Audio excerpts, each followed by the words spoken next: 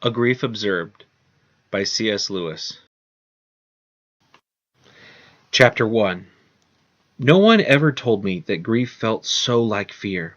I am not afraid, but the sensation is like being afraid. The same fluttering in the stomach, the same restlessness, the yawning. I keep on swallowing. At other times, it feels like being mildly drunk or concussed. There is a sort of invisible blanket between the world and me. I find it hard to take in what anyone says, or perhaps hard to want to take it in. It is so uninteresting, yet I want the others to be about me. I dread the moments when the house is empty. If only they would talk to one another and not to me. There are moments, most unexpectedly, when something inside me tries to assure me that I don't really mind it so much, not so very much after all. Love is not the whole of a man's life. I was happy before I ever met H. I've plenty of what are called resources.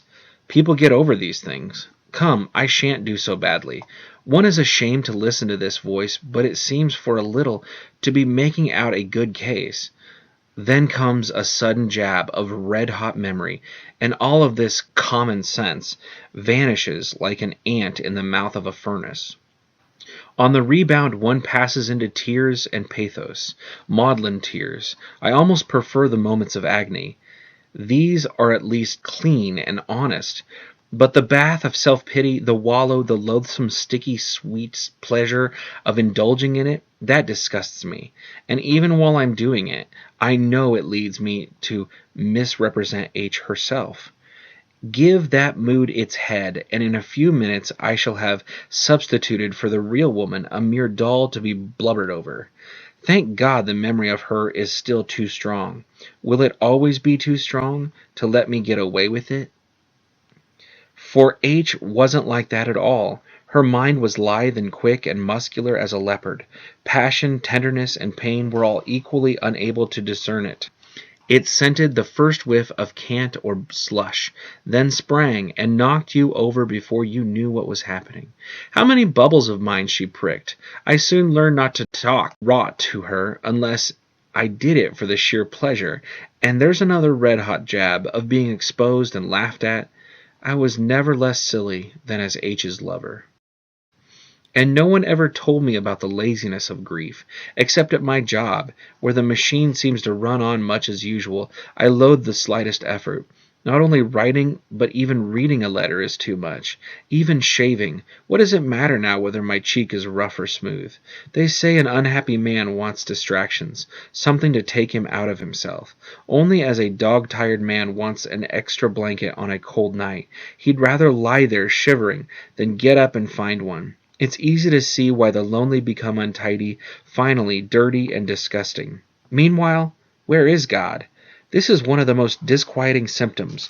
When you are happy, so happy that you have no sense of needing Him, so happy that you are tempted to feel His claims upon you as an interruption, if you remember yourself and turn to Him with gratitude and praise, you will be, or so it feels, welcomed with open arms. But go to Him when your need is desperate, when all other help is vain, and what do you find? A door slammed in your face, and a sound of bolting and double bolting on the inside. After that, silence. You may as well turn away. The longer you wait, the more emphatic the silence will become. There are no lights in the windows. It might be an empty house. Was it ever inhabited? It seemed so once, and that seeming was as strong as this. What can this mean? Why is He so present a commander in our time of prosperity, and so very absent a help in time of trouble? I tried to put some of these thoughts to sea this afternoon. He reminded me that the same thing seems to happen to Christ. Why hast thou forsaken me? I know. Does that make it easier to understand?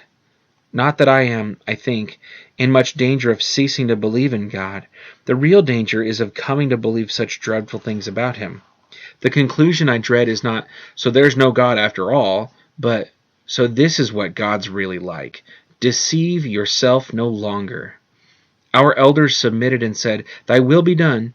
How often had bitter resentment been stifled through the sheer terror and an act of love, yes, in every sense an act, put on to hide the operation. Of course, it's easy enough to say that God seems absent at our greatest need because he is absent, non-existent. But then why does he seem so present when, to put it quite frankly, we don't ask for him? One thing, however, marriage has done for me. I can never again believe that religion is manufactured out of our unconscious, starved desires and is a substitute for sex. For those few years, H and I feasted on love, every mode of it, solemn and merry, romantic and realistic, sometimes as dramatic as a thunderstorm, sometimes as comfortable and emphatic as putting on your soft slippers. No cranny of heart or body remained unsatisfied. If God were a substitute for love, we ought to have lost all interest in him. Who'd bother about substitutes when he has the thing itself? But that isn't what happens. We both knew we wanted something besides one another. Quite a different kind of something, a quite different kind of want. You might as well say that when lovers have one another, they will never want to read or eat or breathe. After the death of a friend years ago, I had for some time a most vivid feeling of certainty about his continued life, even his enhanced life. I have begged to be given even 100th part of the same assurances about H. There is no answer. Only the locked door, the iron curtain, the vacuum, absolute zero. Them as asks don't get. I was a fool to ask. For now, even if that assurance came, I should distrust it. I should think it a self-hypnosis induced by my own prayers. At any rate, I must keep clear of the spiritualists. I promised H I would. She knew something of those circles. Keeping promises to the dead or to anyone else is very well, but I began to see that respect for the wishes of the dead is a trap. Yesterday I stopped myself only in time from saying about some trifle, H would have liked that. This is unfair to the others. I should soon be using what H would have liked as an instrument of domestic tyranny, with her supposed likings becoming a thinner and thinner disguise for my own. I cannot talk to the children about her. The moment I try, there appears on their faces neither grief nor love nor fear nor pity, but the most fatal of all non-conductors, embarrassment. They look as if I were committing an indecency. They are longing for me to stop. I felt just the same after my own mother's death when my father mentioned her. I can't blame them.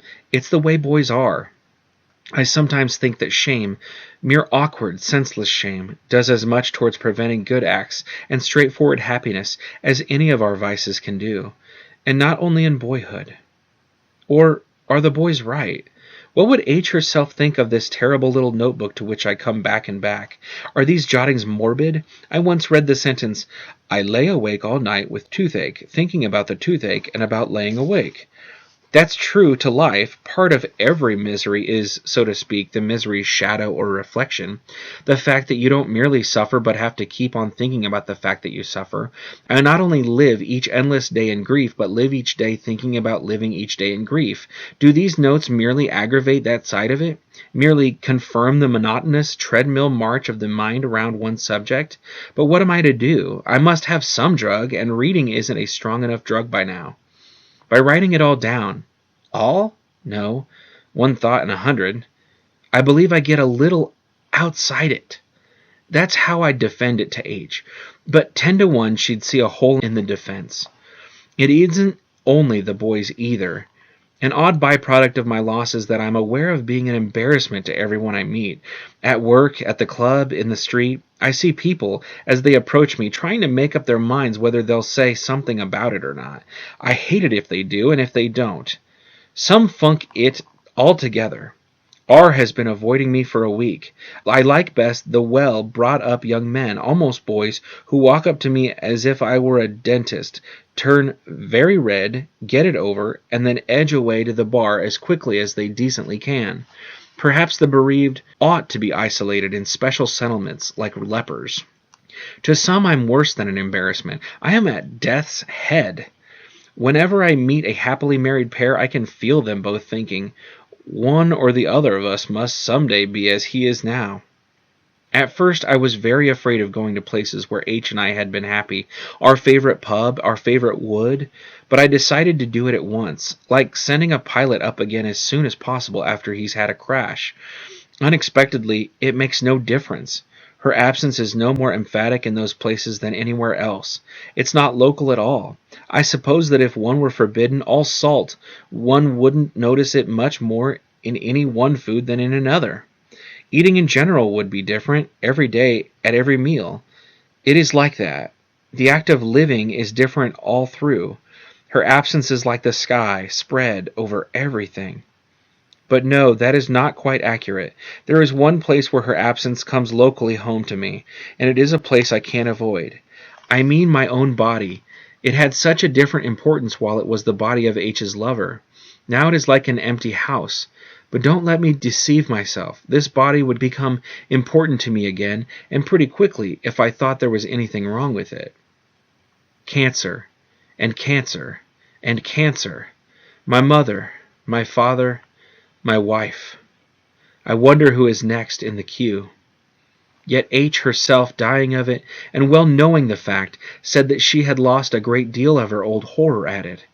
When the reality came, the name and idea were in some degree disarmed, and up to a point I very nearly understood. This is important. One never meets just cancer, or war, or unhappiness, or happiness. One only meets each hour or moment that comes, all manner of ups and downs, many bad spots in our best times, many good ones in our worst.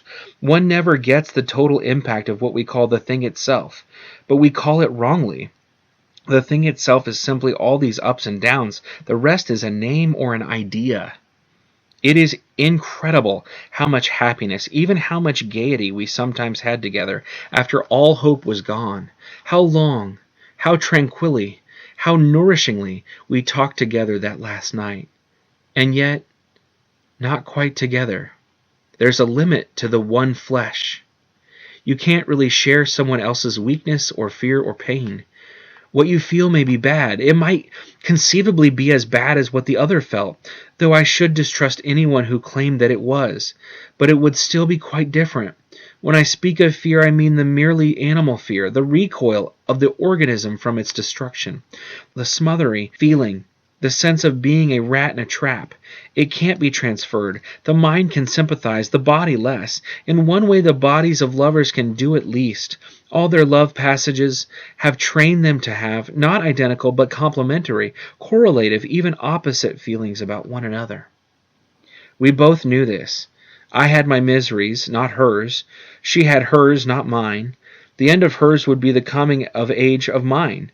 We were setting out on different roads. This cold truth, this terrible traffic regulation, you, madame, to the right, you, sir, to the left, is just the beginning of the separation, which is death itself. And this separation, I suppose, waits for all.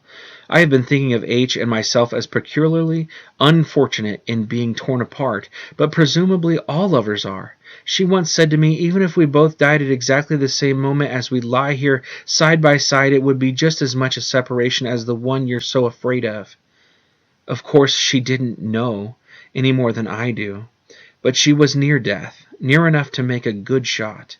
She used to quote, "alone into the alone." She said it felt like that, and how immensely improbable that it should be otherwise. Time and space and body were the very things that brought us together, the telephone wires by which we communicated. Cut one off or cut both off simultaneously. Either way, mustn't the conversation stop? Unless you assume that some other means of communication, utterly different yet doing the same work, would be immediately substituted. But then, what conceivable point could there be in severing the old ones? Is God a clown who whips away your bowl of soup one moment in order next moment to replace it with another bowl of the same soup? Even nature isn't such a clown as that.